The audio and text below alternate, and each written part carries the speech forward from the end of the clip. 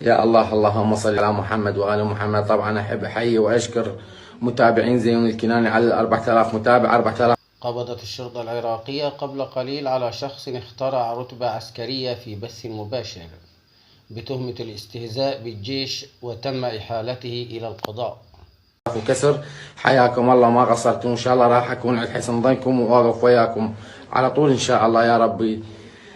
حاولت عن طريق تليفوني الخاص 077 30 40 66 88. ويدعى هذا الشخص زيون الكناني، ومعه قناة على اليوتيوب، وتم إحالته إلى القضاء لينال عقابه.